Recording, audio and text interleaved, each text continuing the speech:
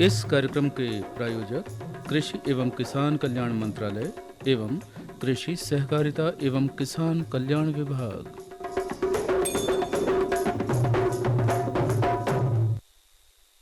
कार्यक्रम किसानवाणी सुन रहे सभी श्रोताओं, किसान भाइयों और बहनों का स्वागत है आज किसानवाणी कार्यक्रम में। और आज आपके साथ मैं हूं शैलेंद्र चौधरी और मैं स्वाति जैन। तो स्वीकार करिए हमारी राम राम। शैलेंद्र भैया राम राम। राम राम स्वाति बहन, राम राम।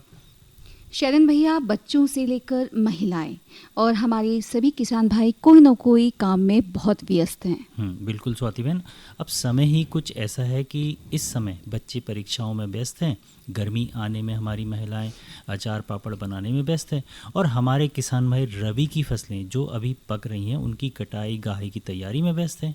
हाँ शैलेंद्र भैया, रबी की फसल यही विषय तो है हमारी आज की बात का विषय, रबी फसलों की कटाई गहाई व सुरक्षित भंडारण। बिल्कुल स्वाति बहन, गर्मी के मौसम में हमारे कई किसान भाई इस सोच में पड़ गए होंगे कि गेहूं और चने की खेती के बाद हम गर्मी में कम से कम पानी पर कौन सी ऐसी फसल ले सकते हैं या किस फसल की खेती कर सकते हैं। हाँ बिल्कुल शैलेंद्र भैया, तो इस समस्या का कोई हल है आपके पास? बिल्कुल है ना स्वाति बहन, आज की चर्चा का विषय भी इसी विषय पर करने वाले हम। और आज की चर्चा होगी गर्मी में कम पानी में उगने वाली फसलों पर। और भैया मेहमान क्रम भी तो होंगे। बिल्कुल। और मेहमान क्रम के अंतर्गत ग्राम चारगांव पहलाद के प्रगतिशील किसान राजकुमार धुर्वे से पशुपालन एवं खेतीबाड़ी के अनुभवों पर शिव कुमार की बातचीत। बिल्कुल। और कार्यक्रम के बीच में मनोरंजन भी होगा जिसमें लोकगीत और लोक भजन भी हम अपने किसान भाइयों को सुनवाएंगे और महत्वपूर्ण कुछ संदेश भी होंगे। तो कार्यक्रम किसानवाणी की शुरुआत करते हैं और एक सुंदर सा देवी गीत सुनवाते हैं जिसे गाया है बद्री प्रसाद खरे निरंकार और साथियों ने। मगर उसके पहले कुछ सुनते हैं कुछ महत्वपूर्ण संदेश।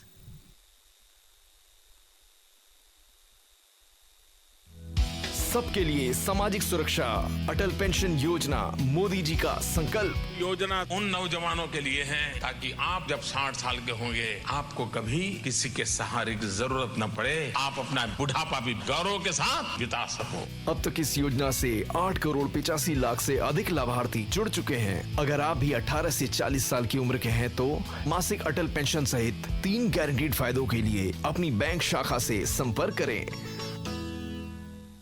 सुनो सुनो, एक परिवार की कहानी, डॉक्टर के सामने जिनसे हुई नादानी। तुम रिपोर्ट्स लाई हो ना? नहीं, मुझे लगा तुम लाए हो।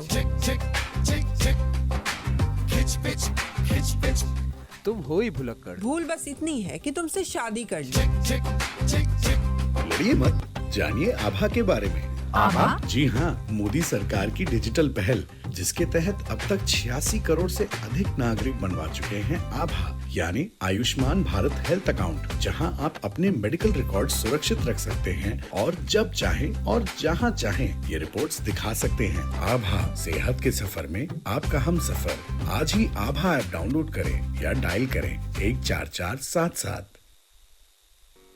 तोरी बन जय गोविंद गुण गाए से, तोरी बन है गोविंद गुण गाए से, तोरी बन है गोविंद गुण गाए से, तोरी बन है गोविंद गुण।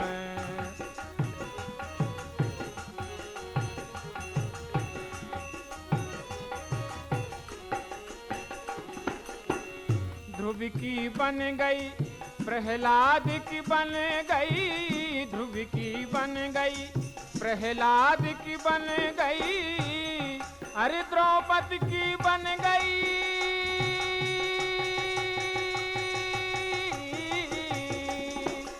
द्रौपदी की बन गई है चीर के बढ़ाए से, तोरी बन जय है गोविंद गुण गाए से, तोरी बन जय है, हाँ तोरी बन जय है गोविंद गुण गाए से, तोरी बन जय है।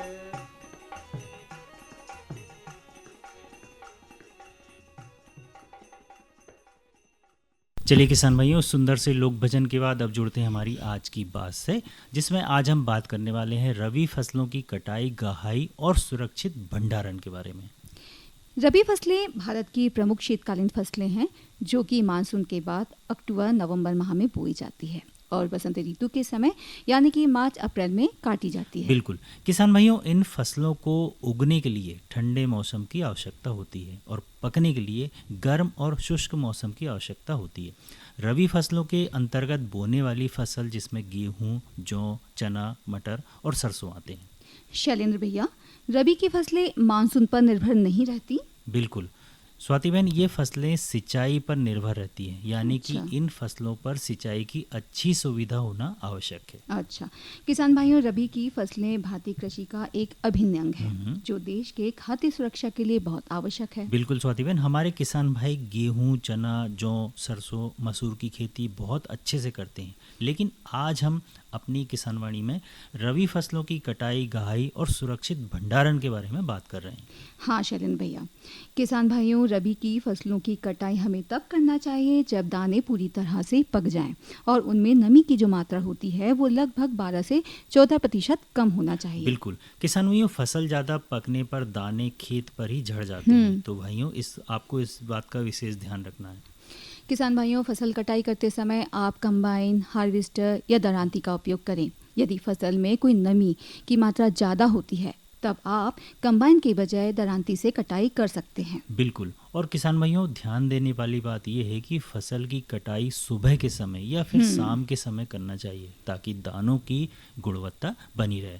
फसल की कटाई के बाद गाही की जाती है जिसमें फसल के दानों को भूसे से अलग किया जाता है। और आज के आधुनिक समय पे भैया, कंबाइन हार्वेस्टर एक आधुनिक तरीका है जिसमें कटाई और गहाई एक साथ होती है।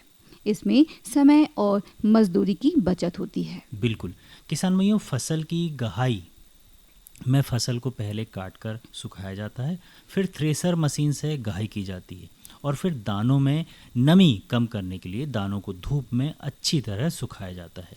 और दानों को साफ करके भूसा और अन्य अवशेषों को भी अलग किया जाता है और फिर अनाज भंडारण के लिए रखा जाता है। बिल्कुल किसान भाइयों, अनाज भंडारण से पहले अनाज को 3 से 4 दिन तक तेज धूप में अच्छे से सुखाना चाहिए। दानों में नमी कम से कम 10 से 12% तक कम हो जानी चाहिए। किसान भाइयों, जिस गोदाम में हमें अनाज का भंडारण करना है उसमें सबसे पहले गोदाम की जो दीवारें हैं, फर्श है और छत, उसे अच्छी तरह से सफाई कर लें और 5% नीम के घोल का छिड़काव जरूर करें। बिल्कुल किसान भाइयों, अनाज को धातु के बक्से या फिर साफ बोरों में ही रखना चाहिए और बोरों को सीधे जमीन के संपर्क में न रखकर लकड़ी के गत्ते या टुकड़े के ऊपर रखना चाहिए।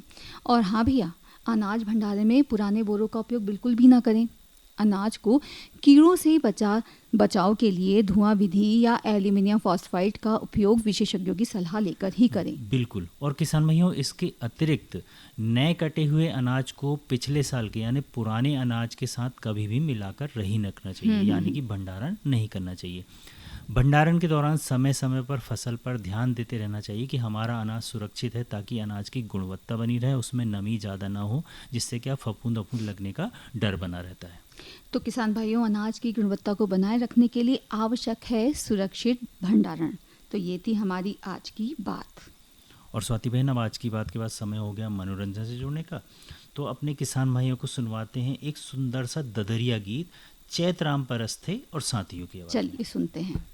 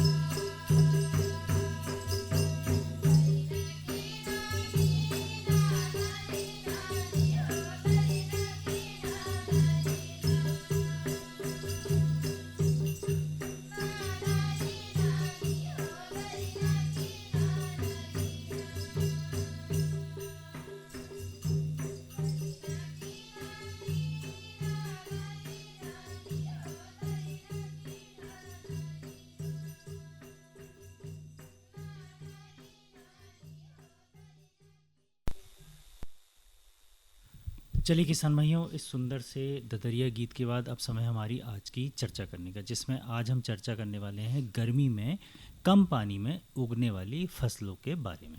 हाँ किसान भाइयों, हमारे भारत में गर्मियों में खेती करना अब धीरे धीरे चुनौतीपूर्ण होता जा रहा है, क्योंकि इन दिनों तापमान अधिक रहता है, पानी की कमी भी होती है और सिंचाई की लागत भी बढ़ जाती है। बिल्कुल किसान भाइयों, पर हमारे लिए एक समस्या है, लेकिन कई फसलें कम पानी में भी अच्छी तरह उग जाती है। यानी कि अगर कम पानी में ज़्यादा पानी में कोई फसल उग रही है तो दिक्कत नहीं है, और कम पानी में भी कोई फसल उग रही है तो भी दिक्कत नहीं। हमारे लिए दोनों सही हैं, बस समय ये है कि हमें फसलों का सही चुनाव करना है। यानी कि भैया, हम सही फसलों का चुनाव करें तो सिंचाई की आवश्यकता कम बिल्कुल और लागत बचाने और अच्छी पैदावार करने में हमें बहुत मदद मिलती है। बिल्कुल किसान भाइयों, यदि आप गर्मी के मौसम में खेती करना चाहते हैं और आपके पास पर्याप्त पानी की व्यवस्था नहीं है या फिर कम पानी है, तो आप कम पानी वाली फसलों का चुनाव कर सकते हैं। हाँ किसान भाइयों, गर्मी में हम कम पानी पर बाजरा, ज्वार, हरी मूंग, लोबिया, तिल, ग्वार, सूरजमुखी जैसी फसलों की खेती कर सकते हैं। बिल्कुल, बाजरा भारत में शुष्क सहनशील फसलों में से एक है किसान भाइयों। यानी कि बाजरा एक ऐसी फसल है जिसे कम से कम पानी में भी उगाया जा सकता है। यह महाराष्ट्र, राजस्थान और कर्नाटक जैसे राज्यों में भी बहुत अधिक मात्रा में लगाई जाती है। और बाजरा बहुत ही पौष्टिक अनाज होता है बिल्कुल भैया। बिल्कुल इसके अलावा हरी मूंग, यह एक ग्रीष्मकालीन दलहनी फसल होती है जिसमें कम सिंचाई की आवश्यकता होती है। और सबसे अच्छी बात यह है भैया कि यह हरी मूंग जो होती है वो पूरी फसल आने में 60 से 70 दिन का समय इसमें लगता है। बिल्कुल। और किसान भाइयों, नाइट्रोजन स्थिरीकरण के द्वारा मिट्टी की उर्वरक क्षमता भी बढ़ती है इससे। किसान भाइयों, बाजार में हरी मूंग की अच्छी मांग भी है। बाजार में हरी मूंग बेचने पर अच्छी आय प्राप्त भी होती है, और यह हरी मूंग गेहूं की कटाई के बाद आप सीधे खेतों में उगाई जा सकती है। हाँ शैलेंद्र भैया, लोबिया, यह नाम तो आपने सुना ही होगा भैया। बिल्कुल स्वाति बहन, सुना है। ये लोबिया जो होता है, इसका उपयोग सब्जी, दाल और पशु आहार के रूप में भी किया जाता है। इसे उगने पर मिट्टी की सेहत पर भी सुधार आता है, और यह लोबिया कम पानी में बहुत अच्छी तरह उगती है। किसान भाइयों, तिल, यह एक बहुत ही प्रसिद्ध फसल है। यह तिल एक पारंपरिक तिलहन फसल होती है जो शुष्क जलवायु के लिए पर्याप्त होती है। बिल्कुल किसान भाइयों, इसे लगाने में कई फायदे हैं। यह तिल कम से कम पानी में बहुत अच्छे से उगती है और बहुत अच्छी उपज देती है। इसके अलावा यह अधिक तापमान को भी बहुत अच्छे से सहन करने वाली फसल है। और तिल तो आप जानते हैं कि बहुत ही प्रसिद्ध है और इसका बाजार मूल्य बहुत अच्छा मिलता है। यह तिल बाजार में महंगी बिकती है भैया। बिल्कुल बिकती है। हाँ, तो इससे हमारे किसान भाइयों को अच्छी आय प्राप्त होती है। और अब हमारे किसान भाई ग्वार, जिसे हम क्लस्टर बीन के नाम से जानते हैं। बिल्कुल किसान भाइयों, यह क्लस्टर बीन एक मजबूत फसल है जो शुष्क परिस्थितियों में भी अच्छी तरह से उगती है। यह क्लस्टर बीन का उपयोग सब्जी, चारा और औद्योगिक गोंद उत्पादन के रूप में किया जाता है, और यह रेतीली मिट्टी के लिए बहुत ही बढ़िया फसल मानी जाती है। तो हमारे किसान भाई गर्मी में कम पानी पर क्लस्टर बीन की अच्छी खेती कर सकते हैं। तो किसान भाइयों, आप गर्मी में परेशान ना हो। आप गर्मी में कम पानी में बाजरा, हरी मूंग, लोबिया, तिल, क्लस्टर बीन की खेती करके अच्छी आय प्राप्त कर सकते हैं। बिल्कुल किसान भाइयों, ये थी हमारी आज की चर्चा गर्मी में कम पानी में उगने वाली फसलों पर। तो और हम अब यहीं अपनी चर्चा को देते हैं विराम, और एक बार फिर से मनोरंजन से जुड़ते हैं और आपको सुनवाते हैं देशराज पटेरिया की आवाज़ में सुंदर सा लोकगीत।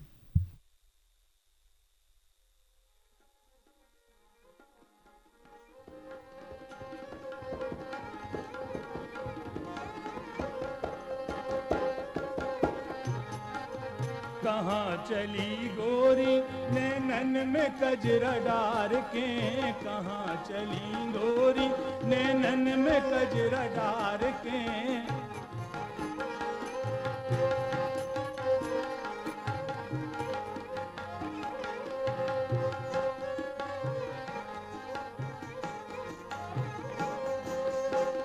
रंग गोरो नारो नजर मोहनिया, रंग गोरो नारो तोरो, रंग गोरो नारो नजर मोहनिया। देखत है छेला, देखत है छेला, सुध अपनी विसार के। कहाँ चली गोरी नैनन में कजरा डार के।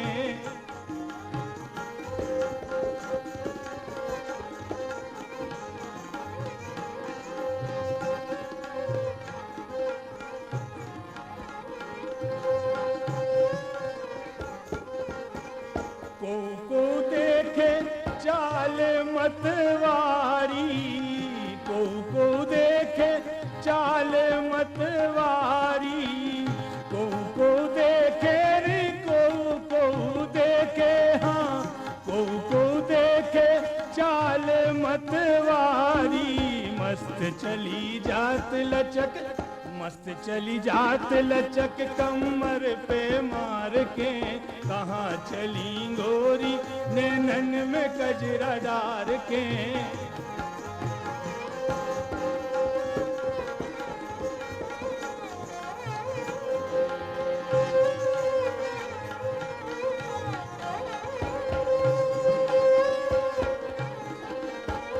जी को लगे रे तोरी नजर लगनिया, जी को लगे रे तोरी नजरे लगनिया, नजरे लगनिया। जी को लगे रे तोरी नजरे लगनिया।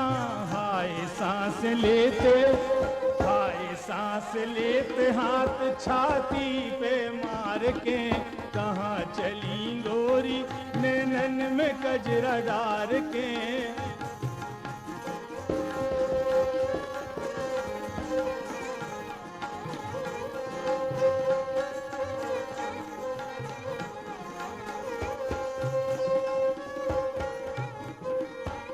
खिल गई हो बेलासी मड़रा रे भोरा, खिल गई हो बेलासी, खिल गई हो बेलासी, खिल गई हो बेलासी मड़रा रे भोरा।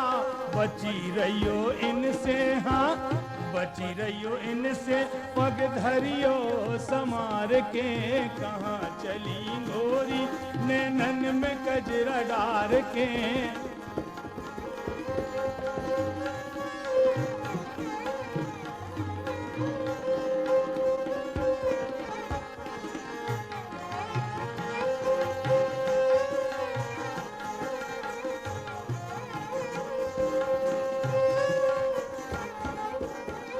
तुमने चुरा लो है जियरा हमारो, तुमने चुरा लो है, तुमने चुरा लो गोरी, तुमने चुरा लो है जियरा हमारो।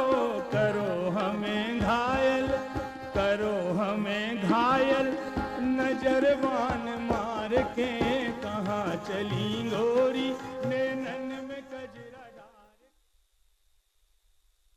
चलिए किसान भाइयों, इस सुंदर से गीत के बाद अब जुड़ते हैं हमारे आज के मेहमान क्रम से।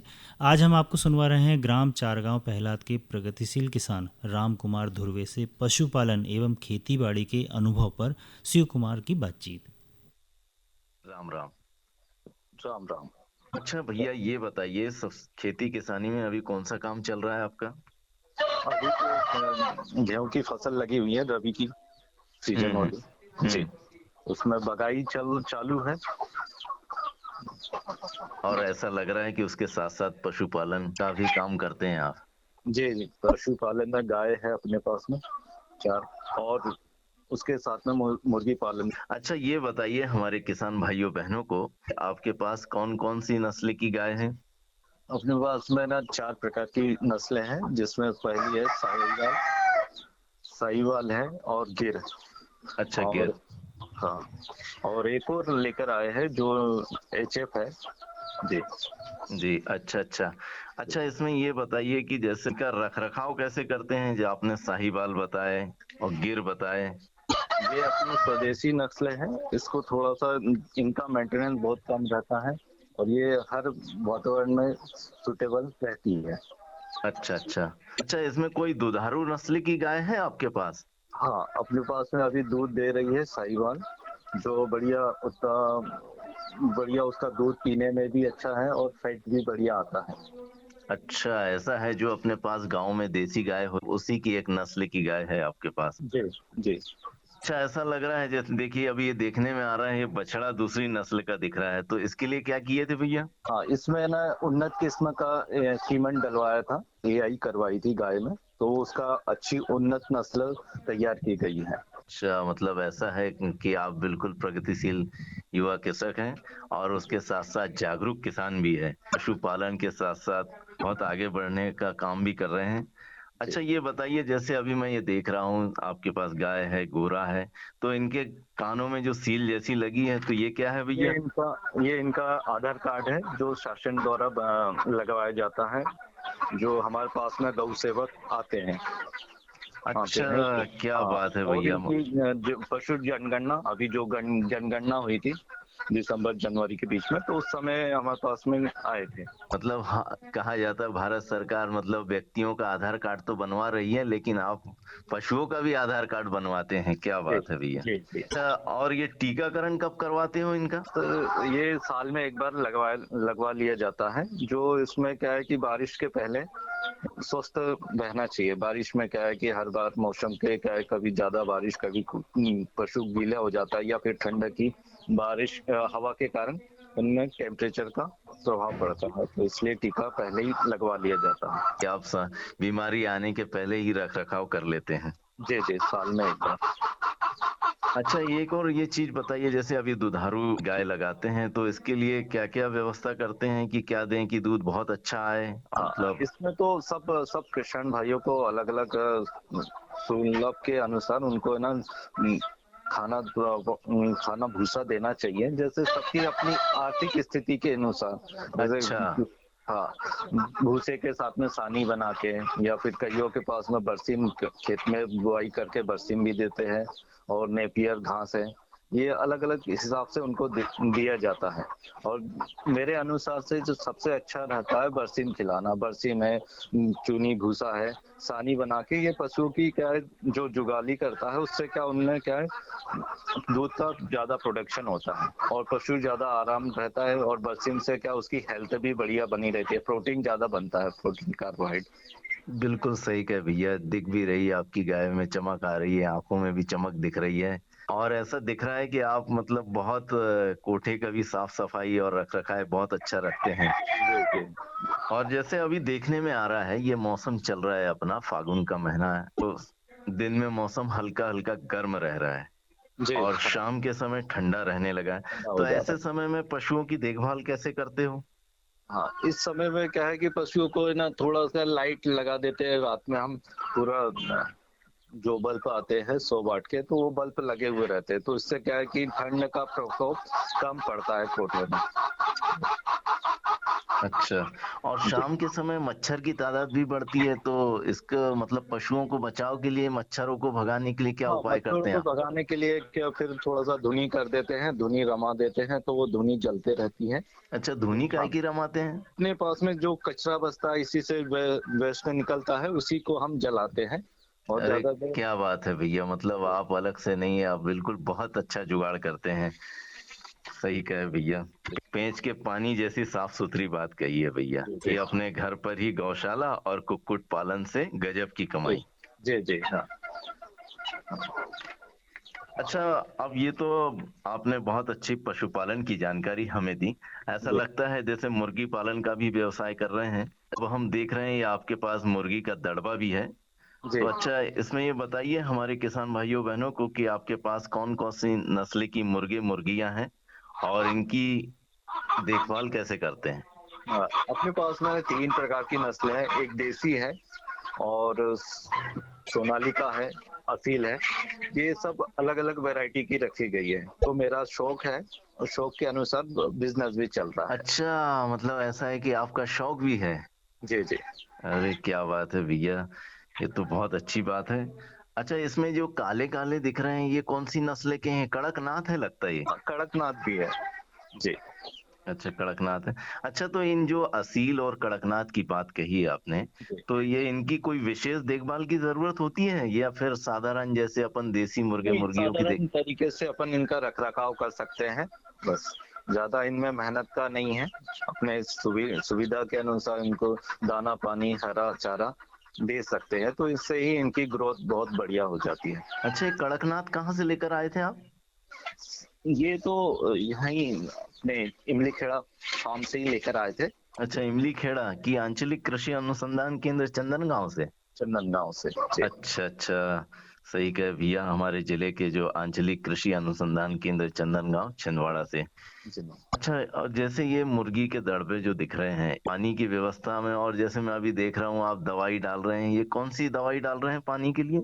हाँ, इनको क्या मौसम के हिसाब से और अंडे उत्पादन के लिए समय समय पे 15 दिन में देते रहना पड़ता है। तो इससे क्या अंडे प्रोडक्शन और उनकी हेल्थ भी अच्छी बनी हुई रहती है।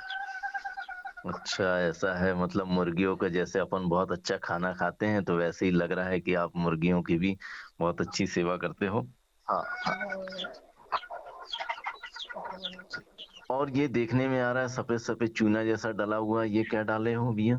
हाँ, ये अपनी सुविधा के अनुसार, मतलब कम बजट में अपन चूना का पानी इनको देते हैं, तो इनकी कैल्शियम की मात्रा इनमें शरीर में बारी बारी से पहुंचते जाता है। अच्छा, ये भी है। नहीं, और किनारे में भी डाले हैं कहीं कहीं चूना, तो ये शायद ये क्या है कि गंदगी ना फैले ज्यादा और साफ सफाई। अच्छा, अंत में आप हमारे किसान भाइयों बहनों को क्या कहना चाहेंगे चलते चलते? किसान भाइयों को हम कहना चाहेंगे कि पशु की खेती से रेट है, और जितनी सेवा मन से करना चाहते हैं, गौ सेवा, साफ सुथरा, और इससे हमारी आर्थिक सुविधा बढ़ती है और दूध से हमारी हेल्थ भी बनती है। अच्छा, दूध है आपने, दूध से हेल्थ, सही कहा भैया आपने कि दूध से जेब भरो और मुर्गी से घर में रौनक लाएं। यही है देसी जुगाड़, और सही कहा आपने, वैज्ञानिक तरीका। बहुत बहुत धन्यवाद, आपने हमारे आकाशवाणी केंद्र के लिए इतना अमूल्य समय दिया, इसके लिए बहुत बहुत धन्यवाद। राम राम। राम राम जी। किसान भाइयों, अभी आपने सुना मेहमान क्रम के अंतर्गत ग्राम चारगांव पहलाद के युवा प्रगतिशील किसान राजकुमार ध्रुवे से खेतीबाड़ी के अनुभवों एवं पशुपालन पर शिव कुमार ध्रुवे की बातचीत। चलिए अब जुड़ते हैं संदेशों से। किसानों की आमदनी में वृद्धि और उनके जीवन में खुशहाली, यही है संकल्प जिसे साकार करने के लिए मिशन मोड में कार्य कर रही है भारत सरकार। इसी दिशा में एक ठोस कदम है ई समृद्धि पोर्टल, जिसे नेफेड ने बनाया है। इस पोर्टल का उद्देश्य पंजीकृत किसानों के लिए फसल की खरीद और पैसे के भुगतान की संपूर्ण प्रक्रिया को सरल और पारदर्शी बनाना है। पोर्टल पर पंजीकरण की प्रक्रिया बेहद आसान है। किसान अपने मोबाइल या कंप्यूटर से ई समृद्धि वेबसाइट या ऐप पर जाकर पंजीकरण कर सकते हैं। पैक्स और एफपीओ के माध्यम से भी पंजीकरण किया जा सकता है। ई समृद्धि पोर्टल पर फार्मर रजिस्ट्रेशन पर क्लिक करें और अपने विवरण और आधार नंबर के साथ पोर्टल पर रजिस्टर करें। ये क्यूआर कोड स्कैन करके भी किसान अपना पंजीकरण कर सकते हैं। रजिस्ट्रेशन के उपरांत किसान अपनी उपज को एमएसपी पर नेफेड के माध्यम से बेच सकते हैं, और यदि बाजार मूल्य अधिक है तो बाजार में भी बेच सकते हैं। यानी तूर, मसूर और उड़द की एमएसपी पर खरीदी की 100% गारंटी देता है नेफेड। नेफेड द्वारा पैसे का भुगतान नेफेड अकाउंट से सीधा किसान के खाते में किया जाता है। इस प्रक्रिया में नेफेड और किसान के बीच कोई अन्य मध्य एजेंसी नहीं होती है। किसान इस पोर्टल के माध्यम से सरकार द्वारा किसानों के लिए चलाई जा रही कई योजनाओं का लाभ ले सकते हैं। नेफेड से पंजीकृत किसानों को मिलता है फसल के सही दाम पर बिक्री का भरोसा। अगर आप किसान हैं तो आप भी ई समृद्धि पोर्टल का लाभ ले सकते हैं। पंजीकरण कराओ, फसल का उचित मूल्य पाओ। कृपया दिए गए क्यूआर कोड को स्कैन करके पंजीकरण कराएं। चलिए किसान भाइयों, इस संदेशों के बाद अब समय हो गया हमारा आपसे विदा लेने का। तो स्वाति बहन, मैं शैलेंद्र भैया और मैं स्वाति जैन कहते हैं राम राम, जय जवान जय किसान।